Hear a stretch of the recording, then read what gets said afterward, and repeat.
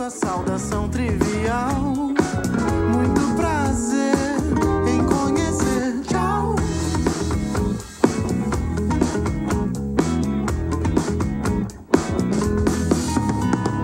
Tanta gente buzinando, esqueceu de andar. Veio ao mundo por engano, eu vim passear.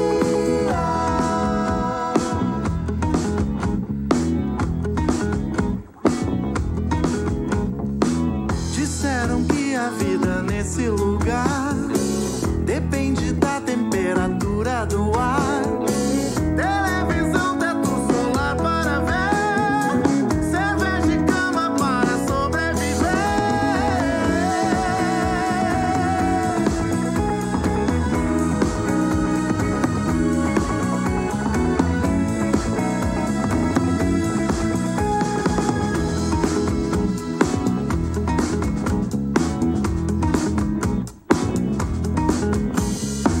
Não me preocupa a quantidade de sal. Um dia salva, no outro dia faz mal. Que gosto tem o que faz bem? Que gosto tem é o que me importa.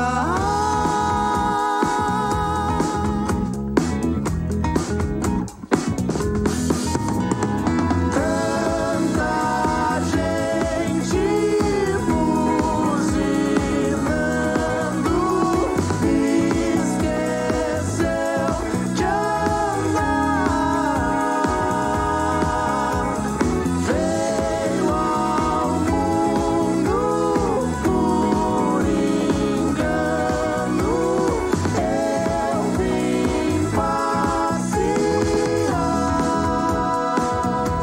eu vim passear. Eu vim passear, passear.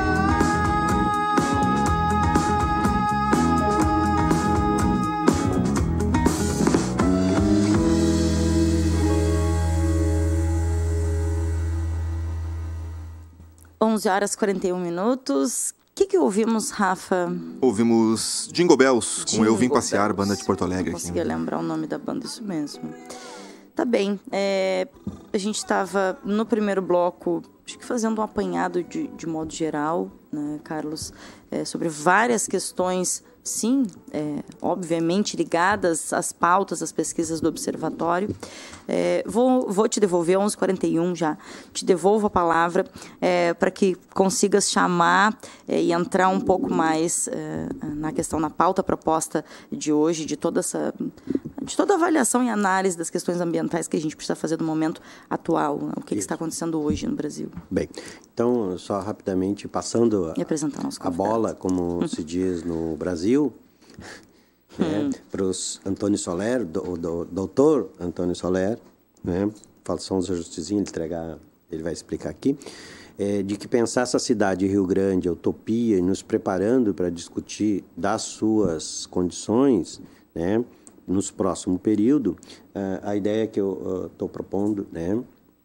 É de que nos próximos programas nós vá gradualmente comentando um pouco mais sobre essa questão da cidade de Rio Grande, a utopia, os conflitos Que e bom. o que nós vamos fazer. Que ótimo. E num outro momento a gente traz um convidado para aprofundar questões específicas. O Soler professor do direito, formado mestre em educação ambiental, doutor em educação ambiental e lutador das questões ambientais há muito tempo, né? Um dos coordenadores, organizadores, animadores, ativistas do Centro de Estudos Ambientais, né, que defendeu a sua tese de doutorado na sexta-feira aqui no nosso programa, o programa de pós-graduação em educação ambiental, e daí ele vai nos contar isso não só da sua trajetória, da sua tese, né, da luta ambiental, como também, se possível, comentar sobre os impasses, as questões que nós estamos vivendo hoje do ataque não só aos humanos, como também à natureza, né, o meio ambiente, de uma regressão pré-histórica,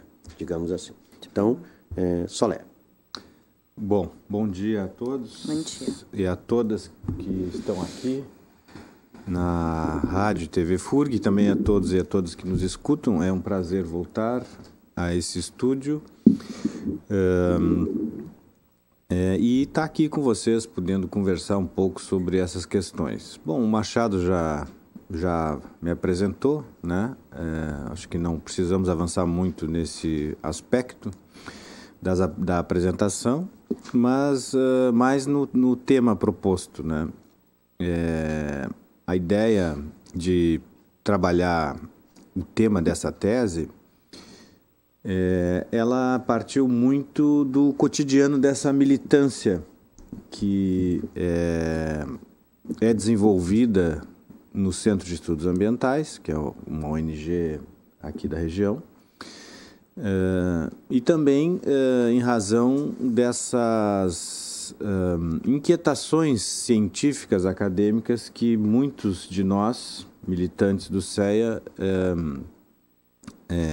nos deparamos nesse dia a dia, nessa militância cotidiana, né? Então, a partir dessa relação entre a militância, a prática, vamos dizer assim, a militância não é feita só de prática, mas vamos associar a prática, né? Com esse pensar que é mais associado à academia, né? Fez com que eu buscasse desenvolver essa pesquisa que, na verdade, tentou entender como que, através do movimento ecológico e precisamente através do CEA, se deu o início da educação ambiental, especificamente da educação ambiental não formal, na cidade do Rio Grande região, né? E tentando entender qual era a natureza, né? Qual era a essência dessa educação ambiental, no sentido de se postar, de um lado, que dentro do estudo, né, dentro do que se pensa a educação ambiental no Brasil, se considera uma educação ambiental que não transforma nada, ou, de um outro lado, dois grandes blocos, vamos dizer assim, né, de uma educação ambiental que busca transformar, né? Então, a pesquisa foi nesse sentido, né? Identificar as ações do CEA, que são várias, são diversificadas, e é uma história bem rica, né, bem interessante, evidentemente que não se esgotou nessa tese, há muito ainda que ser explorado nesse sentido. E, a partir dessa experiência, então, entender como que era feita essa educação ambiental não formal, se transformadora ou não transformadora, né? E, chegando aos dias atuais, né, como que isso pode hoje contribuir para essa educação ambiental transformadora, né?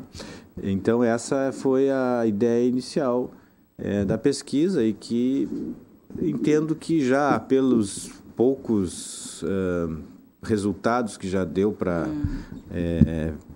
perceber esse período pequeno da pesquisa, da defesa e até hoje, né, já tem alguns resultados interessantes e que já valeram a pena, né, o PPGEA ter dado guarida a essa linha de investigação, a esse tema, né? Queria perguntar justamente nesse sentido, se chegou a alguma conclusão, se chega a alguma conclusão nesse sentido, se aponta, porque não necessariamente, né, a gente pode levantar o questionamento, fazer a proposição da reflexão e da pesquisa, mas não necessariamente apontar de fato, né, o resultado. Mas pergunto, isso aconteceu? Tem algum indicativo de que tenhamos resultados nesse sentido? Sim, isso não pode não estar presente na nossa avaliação, e especialmente na minha, né? Não pode estar fora da ciência esse tipo de preocupação, né? A ciência, a gente tem várias ciências, evidentemente, né? Assim como tem várias educação ambiental, né? Ou educações ambientais, né?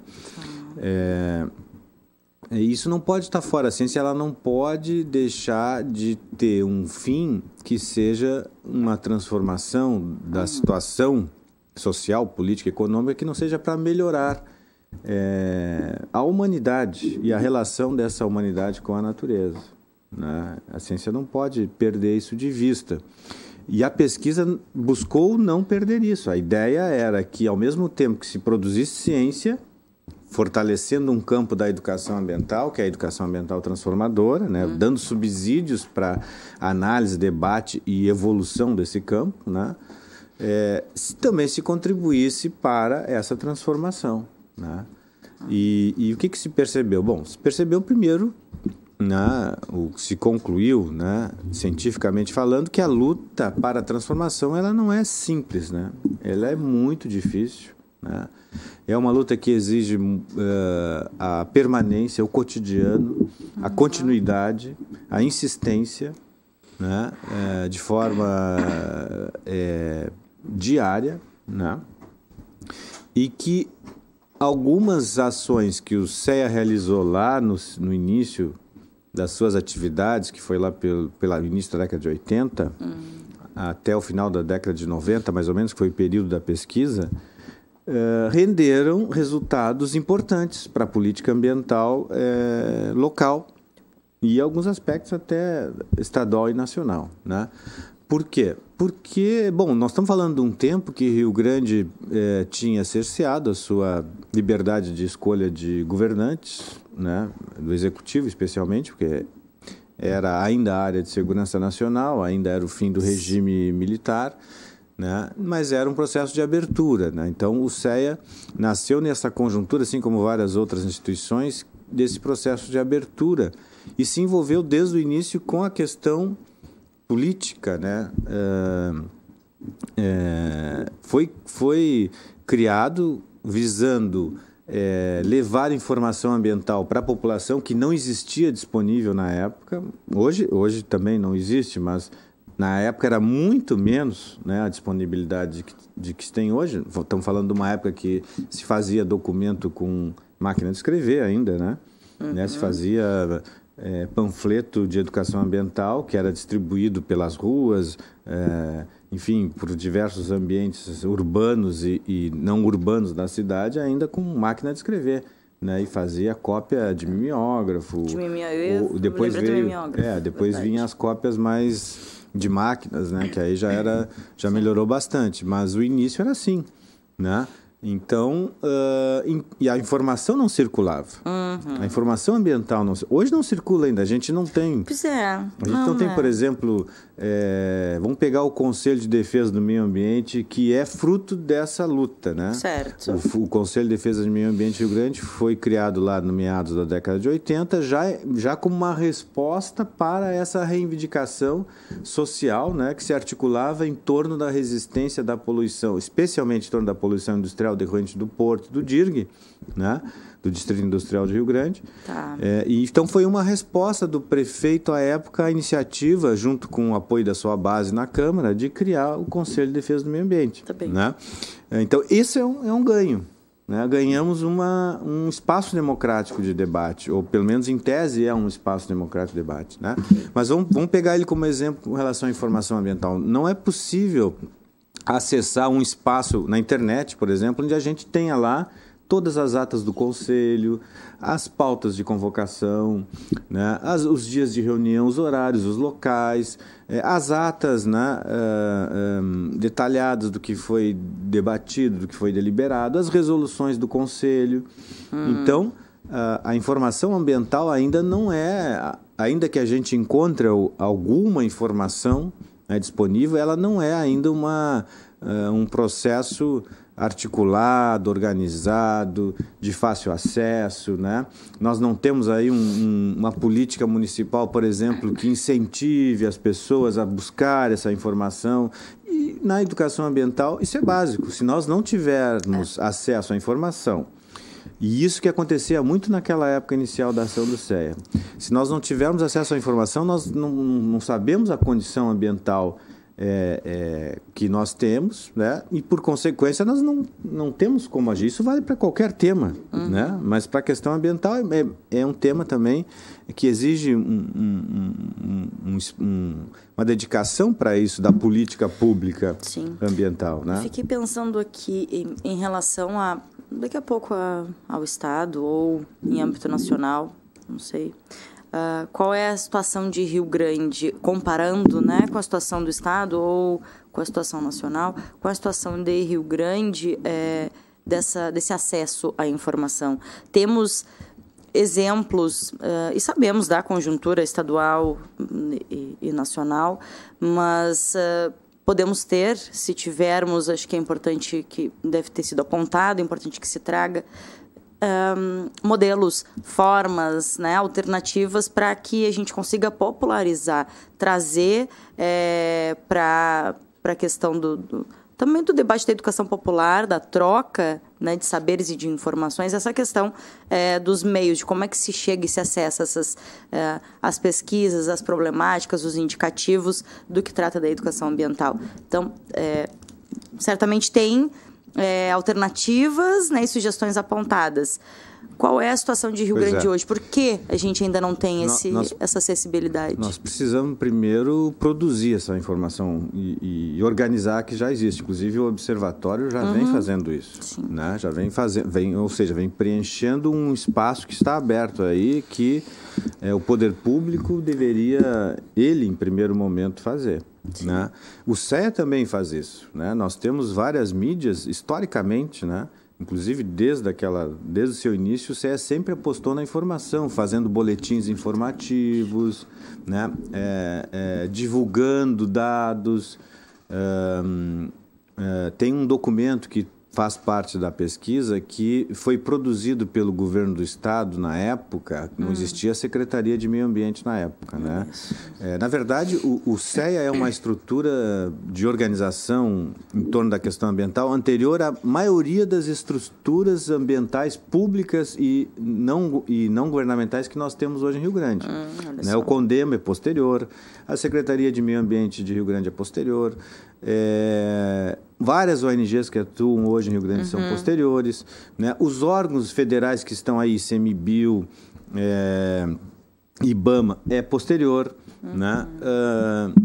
O CEA foi fundado em 1984. 1983 é a fundação onde se reuniram para fundar, né? Ou decidiram, olha, hoje nós vamos fundar o CEA. Hoje Fundamos 18 de julho de 83. Em 1984 foi registrado o estatuto. Sim. Né? Okay. Foi um ano depois, em razão de custos, evidentemente, teve que fazer uma campanha para conseguir dinheiro, né? Foi registrado o estatuto. Mas o CEA já vinha agindo... já vinha se reunindo, é evidente que aconteceram reuniões preparatórias, não foi na primeira reunião que se decidiu. Desde 81, de 80, já havia essa articulação dessas pessoas que fundaram, sentando, conversando, olha, nós precisamos fazer uma instituição, como é que nós vamos fazer isso, como é que vai funcionar. E aí interessante é que reuniu aí 3 grupos praticamente, né? Claro que tem outras pessoas que vieram de outros grupos, mas 3 grupos foram principais nessa junção, nessa articulação para a fundação do CEA. Um primeiro grupo vem de centros excursionistas. Centros excursionistas eram uma espécie também de ONGs, mas não tinha essa função, essa ideia de militância, né? De fazer política ambiental. Eram mais grupos de pessoas que se reuniam lá pela década de 40 e 50, e aqui Rio Grande teve 2 centros excursionistas, né? Nessa época, que era uma época onde o conservacionismo estava em alta no Brasil, né? Que saíam aí pela natureza, a observar, a registrar, a fazer coleta de dados sobre a natureza, né? Esse era o objetivo principal desses centros. Rio Grande teve 2 centros, o Centro Rondon e o Centro Excursionista Anhanguera. Né? Aí lá pela década de 70, pessoas começaram, em razão dessa poluição industrial que Rio Grande começou a sentir, em razão do porto, das indústrias, do DIRG, algumas pessoas resolveram publicamente fazer com que a informação ambiental chegasse à população através dos jornais. né, fazendo críticas, não só divulgando, mas também fazendo críticas que eram chamadas de crônicas ecológicas na época. Então, essas pessoas que escreviam essas crônicas ecológicas no jornal Rio Grande, no jornal Agora, também eram 3 pessoas, 2 delas se juntaram a esse pessoal do Centro Excursionista Anhanguera, que veio lá da década de 40, de 50, com mais um outro grupo de pessoas que era de estudantes secundaristas, estudantes universitários, que queriam, a partir dessa informação que chegava até eles, exatamente também das crônicas ecológicas agir com relação a esse problema ambiental que existia. Então, 3 grupos, um que veio lá da década de 40 e 50, outro que fazia crítica no jornal e mais um que era daquele momento que estava vendo o problema e queria agir. Então, esses grupos se juntaram e formaram o CEA, que na verdade é uma homenagem ao Centro Excursionista Anhanguera, que também tem a mesma nomenclatura, CEA, né? Então, o Centro de Estudos Ambientais é uma homenagem ao CEA lá da década de 40 e de 50. Então, é uma história que vem de um tempo, né? O CEA foi fundado em 83, mas a sua gênese já é muito anterior, né? 20, 30 anos antes, né? Que bacana. E falando aí sobre a questão da informação, então, nós temos... o CEA queria fazer isso, queria buscar informação, tanto que acessou esse documento que foi considerado secreto. O documento tinha um carimbo lá, secreto, que era um documento que avaliava a poluição industrial em Rio Grande e os problemas da saúde e ambientais. O CEA teve acesso a esse documento e divulgou esse documento, né, numa época que isso não era assim muito tranquilo de fazer. E a partir daí, então, houve toda uma mobilização, um processo de educação ambiental nas escolas, atividades de rua, né, inclusive uma grande passeata que teve, assim, uma passeata realmente bem significativa, né, onde se tentava mostrar para a população os problemas, envolver o poder público nesse processo e buscar soluções, né? E hoje nós continuamos ainda com essa carência da informação ambiental. Continuamos. E temos, ainda que a gente tenha alguns pontos assim de avanços, né? A informação ainda não circula. Não. Acho que o método de esconder o que pode dar problema segue, infelizmente. E no caso da poluição atmosférica, que é esse documento, nós ainda continuamos sem ter acesso, né? Ainda que evoluiu essa questão, nós temos hoje aí as redes de monitoramento que foram posterior, o acordo do MP com as empresas que foi posterior e também, né, está nesse processo, nessa linha histórica aí, né? Se nós quisermos hoje saber qual é a situação da poluição ambiental, nós não temos acesso à informação, podendo ter ali, né, na internet, online. Não temos. Acho que deveríamos ter. E temos vários estudos e pesquisas da universidade, de uma diversidade de cursos que fazem menção a essa questão, né? O adoecimento da população, as famosas ITs. E a tese procurou usar muito esses estudos. Eu penso que precisamos falar mais sobre isso aqui no Paralelo, tá? O convite está... Pois, é isso que Carlos, eu ia propor nessa reta final, porque é o seguinte, eu acabei fazendo uma introdução muito longa e deixei pouco pro principal. Mas eu acho que... sempre falta tempo. Está preparado. E o pessoal que está ouvindo e que participou desse momento, eu acho que seria interessante que pudesse se manifestar, né? Com certeza, por favor. Inclusive, outra oportunidade, que pudesse o Soler vir especificamente num programa para fazer isso. Mas só para terminar aqui, 2 comentários. O Daniel Prado, meu colega lá da FURG também, o Brad, né, que fez um estudo mestrado, o Ruivo, né, um professor que já está aposentado, todos eles também fizeram pesquisas sobre resgatando essa questões. O Caio, a Lucianello. Tá. No caso do Caio, eu ia fazer 2 comentários para ver, citar 2 exemplos para encerrar mesmo, de como que essa história que o Soler está contando, a necessidade, a importância de resgatar, porque é a história dos que lutaram, dos de baixo, porque os interesses dominantes acabam recontando a história. Por exemplo, o Caio colocou na tese dele de que o Porto tem hoje uma política ambiental e uma política de educação ambiental em função de uma denúncia que o CEA fez. Sim. E quando o Dirceu vem falar, ele diz que criar a política, né, criamos porque tem uma preocupação com o meio ambiente. A mesma coisa do Danilo. A política ambiental da FURG foi feita porque a FURG estava destruindo ambientes naturais ali e foi intimada pelo Ministério Público. E o nosso querido colega, quando vem apresentar política ambiental, ele diz que a FURG pensou, a FURG preocupada, ou seja, foi uma mobilização da sociedade civil que fez a denúncia, que obrigou o poder, no caso específico do porto, a implementar. Mas os dominantes sempre tentam contar a história e abstrair essa parte da sociedade. Do protagonismo da sociedade. O caso do porto é bem interessante. Guris, eu preciso. 12:03. Claro. A gente precisa, assim, sair do ar agora. Agradeço muito, tá, o comprometimento com a pauta e com esse programa aqui. A gente reprisa hoje às 23 horas no canal 15 da NET e também através dos sites da universidade e o furgtv.furg.br também. E o Rafa tá sugerindo já deixar marcado para semana que vem. E pra gente é isso, e precisamos, né, intensificar a divulgação, a conversa, o diálogo com a população, com a comunidade sobre essas questões, sobre essas pautas. Então, tá super feito o convite, tá bem? Tá bem, obrigado. Voltaremos. 12:04, Rafinha, intervalo. Pedro, grato pela compreensão. Amanhã a gente volta.